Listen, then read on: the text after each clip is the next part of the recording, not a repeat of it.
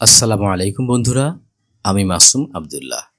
আর আপনারা দেখছেন wonder with Masum.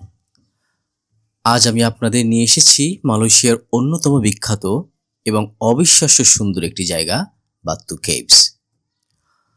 Kuala Lumpur শহর থেকে মাত্র কয়েক কিলোমিটার দূরে অবস্থিত এই জায়গাটি শুধু একটি পর্যটনের স্থানই নয়, এটি একটি গুরুত্বপূর্ণ ধর্মীয় ও ঐতিহাসিক স্থানও।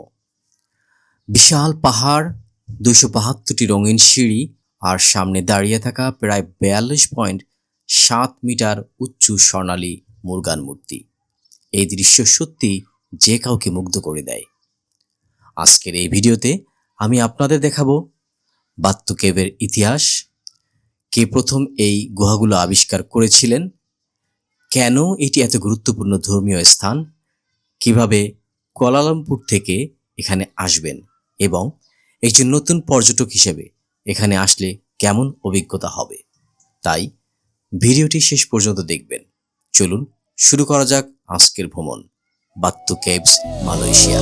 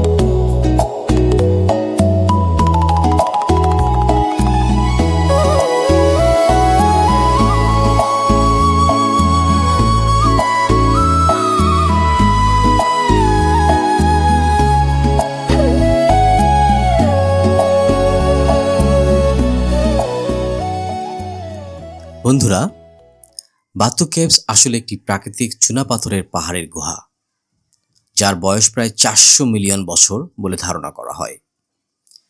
এই পাহাড়ের নাম এসেছে কাছাকাছি থাকা বাত্তু রিভার থেকে।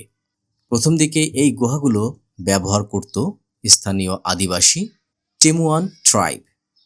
তবে আধুনিক বিশ্বের কাছে এই গুহাগুলো পরিচিত হয় 1878 সালে, যখন একজন আমেরিকান ন্যাচারালিস্ট উইলিয়াম হর্নান্ডি এই গুহার কথা বিশ্ববাসীর সামনে তুলে ধরেন। কিন্তু এই জায়গাটিকে ধর্মীয় তীর্থস্থানে পরিণত করার পেছনে সবচেয়ে বড় ভূমিকা ছিল একজন ভারতীয় তামিল ব্যবসায়ীর। তার নাম ছিল কে থাম্বুসামি পিল্লাই। তিনি যখন এই গুহার প্রবেশ পথ দেখেন, তখন তার মনে হয় এটি হিন্দু দেবতা লর্ড মুরগানের ত্রিশূলের আকৃতির মতো।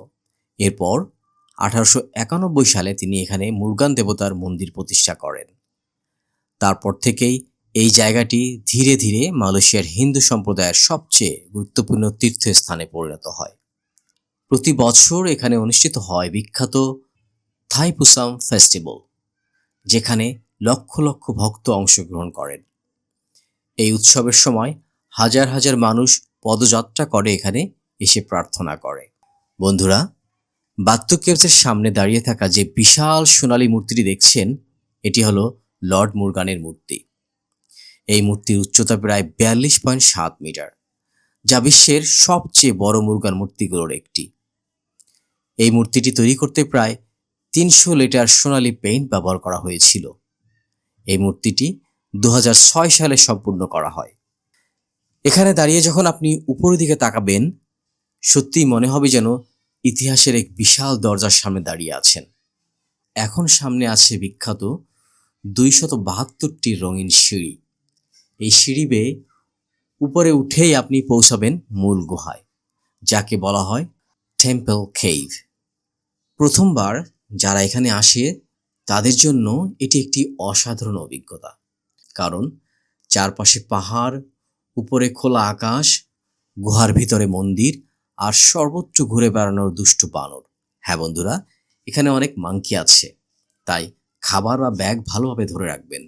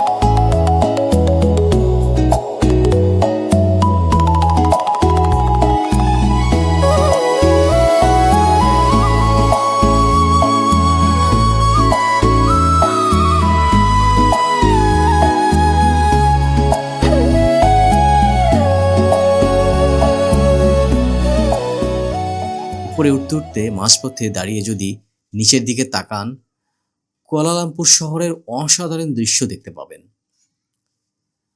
যখন আপনি উপরে পৌঁছাবেন তখন আপনি দেখতে পাবেন বিশাল এক প্রাকৃতিক গুহা। এই গুহার উচ্চতা প্রায় 100 মিটার। উপরে প্রাকৃতিক ছিদ্র দিয়ে সূর্যের আলো গুহার ভিতরে পড়ে, যা পুরো পরিবেশকে এক রহস্যময় সৌন্দর্য দেয়। গুহার ভিতরে রয়েছে বিভিন্ন ছোট ছোট মন্দির এবং প্রার্থনার স্থান। এখানে দাঁড়িয়ে সত্যিই মনে হয় প্রকৃতি আর মানুষের বিশ্বাস একসাথে মিশে গেছে।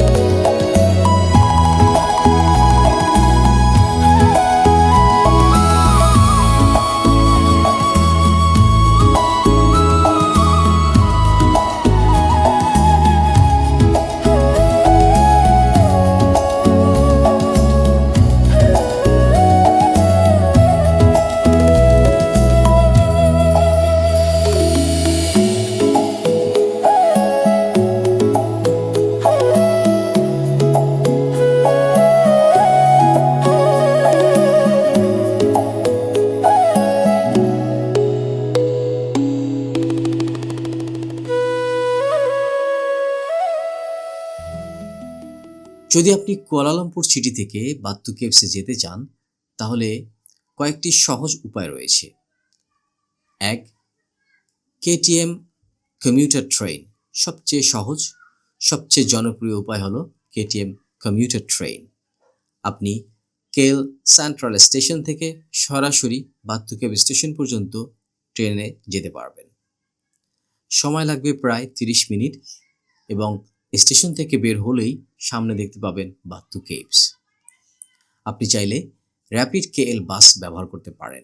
কুয়ালালামপুরের বিভিন্ন জায়গা থেকে বাত্তু কেভস এর দিকে বাস যায়, তবে ট্রেনের তুলনায় সময় একটু বেশি লাগতে পারে। সবচেয়ে আরামদায়ক উপায় হলো গ্র্যাব ট্যাক্সি। কুয়ালালামপুর শহর থেকে এখানে আসতে সাধারণত সময় লাগে 20 থেকে 25 মিনিট। যদি আপনি গ্র্যাব বা ট্যাক্সিতে আসেন খরচ পড়বে আনুমানিক 20 থেকে 30 মালয়েশিয়ান রিঙ্গিত। যদি আপনি প্রথমবার বাত্তু কেভসে আসেন তাহলে কয়েকটি বিষয় মাথায় রাখবেন।